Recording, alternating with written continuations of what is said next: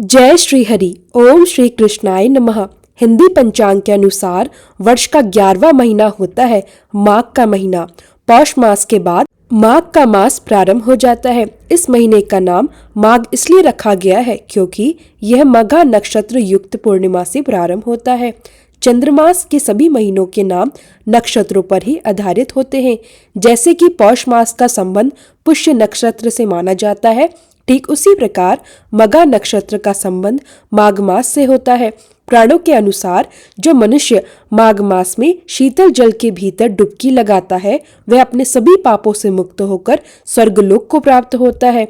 पद्मा पुराण में ऐसा वर्णन मिलता है कि माघ महीने में की गई पूजा और पवित्र नदियों में स्नान करने के बाद किया गया दान पुण्य से भगवान श्री हरि और भगवान श्री कृष्ण बहुत शीघ्र प्रसन्न हो जाते हैं।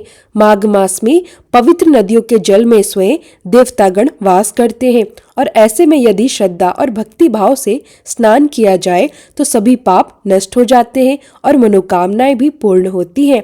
आज के इस वीडियो में मैं आपको बताऊंगी माघ का महीना साल 2026 से कब शुरू होगा और कब समाप्त होगा। इस महीने में कौन कौन से विशेष कार्य हैं जो सभी को करने चाहिए। जो लोग पूरे माघ मास में नियमों का पालन करना चाहते हैं उन्हें किस प्रकार से पूजा करनी चाहिए, किन वस्तुओं का दान करना चाहिए, क्या करना चाहिए और क्या नहीं करना चाहिए और खाने पीने में किन किन चीजों का त्याग करना चाहिए। साल 2026 में माघ का महीना 4 जनवरी रविवार से प्रारंभ हो रहा है और इसकी समाप्ति 3 फरवरी 2026 मंगलवार के दिन होगी।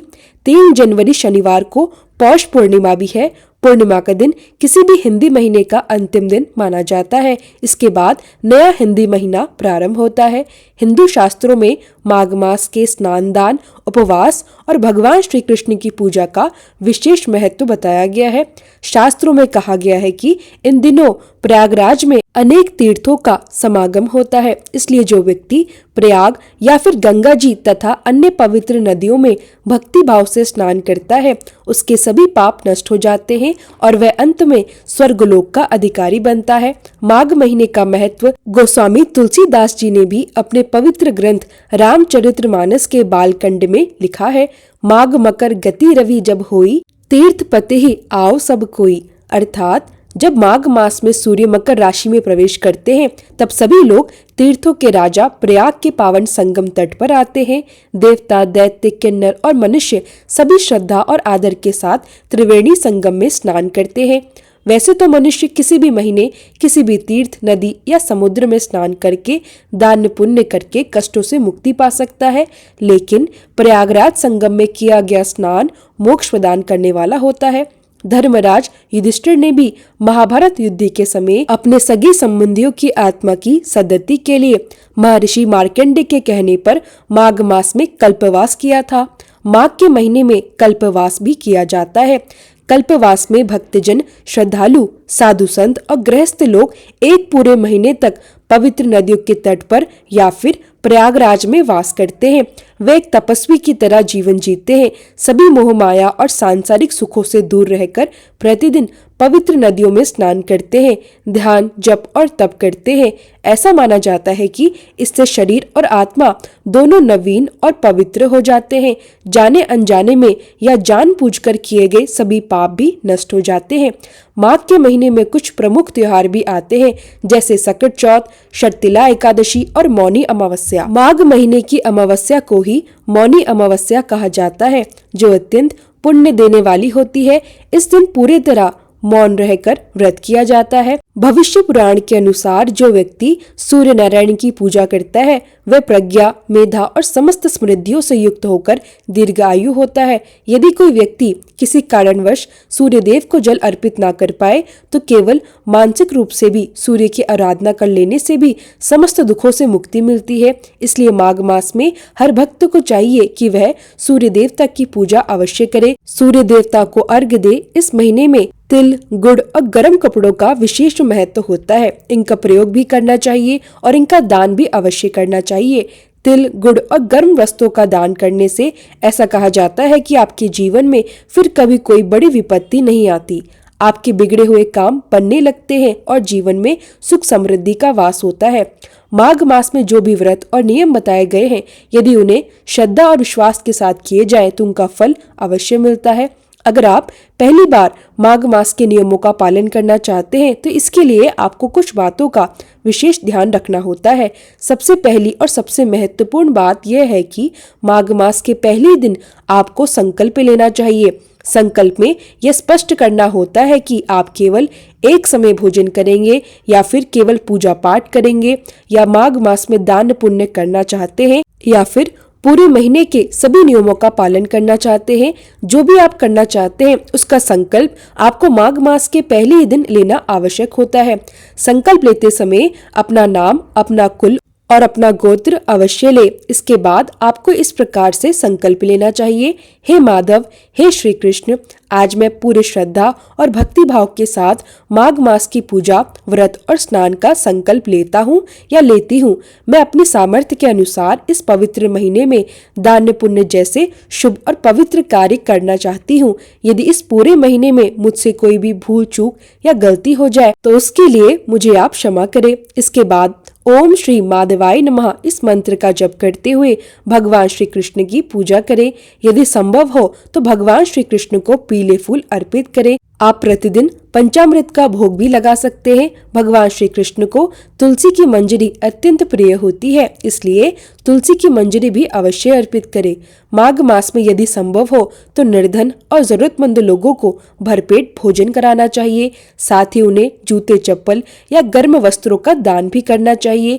ऐसा करने से घर में सुख शांति बनी रहती है और परिवार पर किसी भी प्रकार का संकट नहीं आता। माघ मास में आपको प्रतिदिन श्रीमद् भगवद गीता के एक अध्याय का पाठ करना या सुनना चाहिए। साथ ही भगवत कथा भी अवश्य सुननी चाहिए।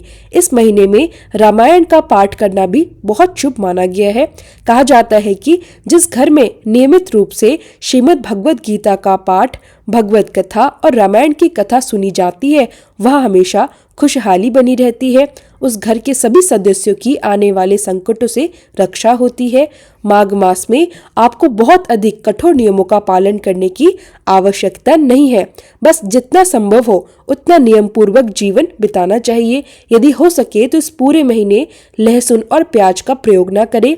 अगर आपने केवल कुछ दिनों के उपवास रखने का संकल्प लिया है तो जिन जिन दिनों आप व्रत या नियमों का पालन कर रहे हैं उन दिनों लहसुन प्याज रहित भोजन ही ग्रहण करें। माघ मास में तिल और गुड़ का विशेष महत्व होता है, इसलिए जो लोग उपवास रखते हैं और जो लोग उपवास नहीं रखते, दोनों को ही तिल और गुड़ का सेवन करना चाहिए। जो भक्त पूरे महीने नियमों का पालन करते हैं उन्हें दिन में कम से कम एक बार तिल और गुड़ का सेवन अवश्य करना चाहिए। माघ मास में नियमों का पालन करने वाले भक्तों को सुबह देर तक सोना नहीं चाहिए और देर से स्नान करने से भी बचना चाहिए। यदि संभव हो तो सूर्य उदय से पहले ही आप स्नान कर ले।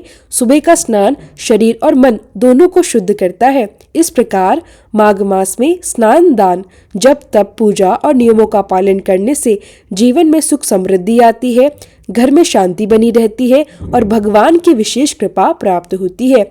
माघ मास वास्तव में धर्म, भक्ति और आत्म शुद्धि का पावन महीना है। माघ मास की एक बहुत ही प्रचलित और भावपूर्ण पौराणिक कथा है। इस कथा के अनुसार नर्मदा नदी के पावन तट पर छठ व्रत नाम के एक विद्वान ब्राह्मण रहा करते थे। वे विद्वान तो थे लेकिन स्वभाव से काफी लालची व्यक्ति थे। उनके जीवन का केवल एक ही लक्ष्य था, किसी भी तरह से धन की प्राप्ति करते रहना। धन कमाने की इसी दौड़ में वे समय से पहले ही बहुत अधिक व्रत और कठिन तपस्या करने लगे। लगातार परिश्रम और चिंता के कारण धीरे धीरे उनके शरीर में अनेक प्रकार की बीमारियां आने लग गई। बीमारियों से जूझते हुए एक दिन उन्हें यह गहरा आभास हुआ कि उन्होंने अपना पूरा जीवन केवल धन कमाने में ही बिता दिया। अब उनके मन में यह प्रश्न उठने लगा कि उनके जीवन का उद्धार कैसे होगा, क्योंकि उन्होंने अपने जीवन में कभी कोई धार्मिक कार्य नहीं किया था। उन्होंने ना तो कभी पवित्र नदियों में स्नान किया, ना ही कभी दान पुण्य जैसे शुभ कर्म किए। यह सोचकर उनका मन और भी व्याकुल होने लगा। इसी चिंतन के बीच उन्हें माघ मास में स्नान करने का महत्व बताने वाला एक श्लोक स्मरण हो गया। उस श्लोक को याद करते ही उनके मन में एक आशा की किरण जाग उठी। इसके बाद उन्होंने माघ मास में स्नान करने का दृढ़ संकल्प लिया। संकल्प लेकर वे नर्मदा नदी के तट पर पहुंच गए और वहां विधि पूर्वक स्नान किया। लगातार लगभग 9 दिनों तक नर्मदा नदी में स्नान करने के बाद उनकी तबीयत पहले से भी अधिक खराब हो गई। शरीर कमजोर हो चुका था और उन्हें ऐसा लगने लगा कि अब उनका अंत समय नजदीक आ गया। उन्हें लगने लगा कि शायद अब उनकी मृत्यु का समय आ चुका है।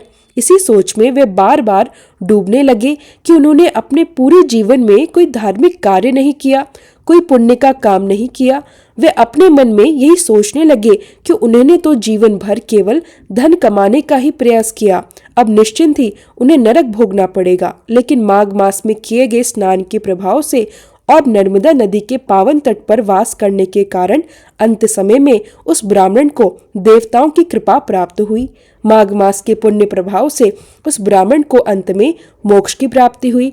इस कथा से हमें यही शिक्षा मिलती है कि माघ मास में किया गया स्नान, दान और साधना जीवन का उद्धार कर सकती है। अब प्रश्न आता है, माघ मास में पूजा कैसे करनी चाहिए? सबसे पहले आपको ब्रह्म मुहूर्त में या फिर सूर्योदय से पहले उठकर स्नान कर लेना चाहिए। यदि आप किसी पवित्र नदी में स्नान कर रहे हैं तो स्नान से पहले थोड़ी सी सामग्री नदी में प्रवाहित करें और उसके बाद स्नान करें। यदि आप घर पर स्नान कर रहे हैं तो नहाने के पानी में हर दिन नियम पूर्वक काले तिल और गंगा जल मिलाकर स्नान करें। स्नान करते समय हर हर गंगे नमामि गंगे इसका उच्चारण अवश्य करें। इसके बाद गायत्री मंत्र का जप करते हुए सूर्य देवता को जल अर्पित करें। जल अर्पित करने वाले कलश में गंगा जल या सादा जल मिलाएं। उसमें रौली, अक्षत और लाल फूल डालकर रखें। माघ मास में यथासंभव पवित्र नदियों के तट पर दान करें। अपने आसपास के मंदिरों में कीर्तन करें और अपने घर के मुख्य द्वार पर एक दीपक जलाकर रखें। माघ मास में विशेष रूप से भगवान श्री कृष्ण और भगवान श्री हरि की पूजा की जाती है। भगवान को पीले फल और पीले फूल अर्पित करें। भगवान श्री कृष्ण की प्रिय वस्तुएं जैसे माखन, मिश्री और तुलसी जी अवश्य अर्पित करें। हर दिन नियम से माघ मास के महात्म्य की कथाएं सुननी चाहिए। आपको मेरे चैनल पर भी नियम पूर्वक कथाएं सुनने को मिलेंगी। पूजा करते समय भगवान श्री हरि को काले तिल जरूर अर्पित करें। काले तिल अर्पण करने से ऐसी मान्यता है कि भगवान श्री हरि के साथ साथ शनि देव का भी आशीर्वाद प्राप्त होता है। जो भक्त माघ के पवित्र महीने में पवित्र नदियों में स्नान करते हैं और तिल का दान करते हैं, ऐसे भक्तों को तारक भोग नहीं भोगना पड़ता। धार्मिक मान्यताओं के अनुसार माघ मास में किया गया स्नान और दान मनुष्य के बड़े बड़े पापों का नाश कर देता है और आत्मा को शुद्ध करता है।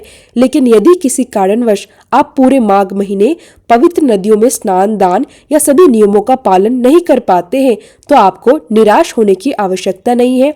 माघ के महीने में कुछ विशेष पर्व और तिथियां आती हैं जिन दिनों आप यह पुण्य कार्य कर सकते हैं। यदि इन विशेष दिनों पर भी पवित्र नदी में जाना संभव ना हो तो आप अपने घर पर ही गंगा जल और काले तिल मिलाकर स्नान कर सकते हैं। स्नान के बाद श्रद्धा भाव से दान अवश्य करना चाहिए, इससे भी आपको पुण्य की प्राप्ति होगी। यदि संभव हो तो माघ के महीने में कम से कम किसी एक दिन पवित्र नदी में स्नान अवश्य करना चाहिए। कहा जाता है कि माघ मास में एक दिन का किया गया दान, स्नान कई जन्मों के पापों से मुक्त कर देता है। माघ का महीना बहुत पवित्र माना जाता है, लेकिन इस महीने में कुछ ऐसी चीजें भी हैं जिनका प्रयोग आपको भूलकर भी नहीं करना चाहिए, खासकर उन लोगों को जो माघ महीने में व्रत का संकल्प ले चुके हैं। इस पूरे माघ के महीने में आपको विशेष रूप से 2 चीजों का त्याग करना चाहिए। पहली है मूली और दूसरी है हरा धनिया। इन दोनों चीजों को ना तो सेवन करना चाहिए और ना ही किसी पूजा पाठ में इनका प्रयोग करना चाहिए। मूली का सेवन इसलिए वर्जित माना गया है क्योंकि धार्मिक मान्यताओं के अनुसार माघ महीने में मूली का सेवन करने से ऐसा माना जाता है मानो व्यक्ति मदिरा का सेवन कर रहा हो। इसलिए इस बात का विशेष ध्यान रखें कि माघ मास में मूली से पूरी तरह दूरी बनाए रखें। साथ ही माघ महीने में गायों की सेवा करने से भगवान श्री कृष्ण सदैव प्रसन्न रहते हैं। गाय की सेवा करना इस महीने का बहुत बड़ा पुण्य माना गया है। इसके अतिरिक्त माघ के महीने में लहसुन, प्याज और मसूर की दाल का भी पूर्ण रूप से त्याग करना चाहिए। यह महीना पूर्ण रूप से सात्विक आहार और सात्विक जीवन का पालन करने का है। जिस प्रकार कार्तिक महीने में तुलसी जी की विशेष पूजा की जाती है, ठीक उसी प्रकार माघ महीने में भी तुलसी जी की नियमित पूजा करनी चाहिए। हर दिन श्रद्धा भाव से तुलसी माता को जल अर्पित करें और तुलसी के गमले में एक दीपक अवश्य जलाएं। ऐसा करने से घर में सकारात्मक ऊर्जा बनी रहती है और भगवान विष्णु की विशेष कृपा प्राप्त होती है। इसके साथ साथ माघ महीने में आपको प्रतिदिन नियम से श्रीमद् भगवत गीता का कम से कम एक अध्याय पढ़ना या सुनना श्रद्धा से चाहिए। माघ महीने में भगवान श्री हरि की नियमित पूजा में आपको काले तिल अर्पित करने चाहिए। कहा जाता है कि इस पवित्र महीने में यदि भगवान की पूजा तिल से की जाए तो केवल तिल मात्र बोल देने से भी पापों का प्रभाव तिल तिल करके कम होने लगता है। अर्थात माघ महीने में किया गया हर छोटा सा पुण्य कर्म भी मनुष्य के जीवन से नकारात्मक प्रभावों को धीरे धीरे समाप्त करने लगता है और जीवन में सुख शांति और आध्यात्मिक उन्नति प्रदान करता है। नियमित रूप से आपके घर में पूजा अवश्य होनी चाहिए। माघ के महीने में यह विशेष रूप से बहुत आवश्यक मानी जाती है।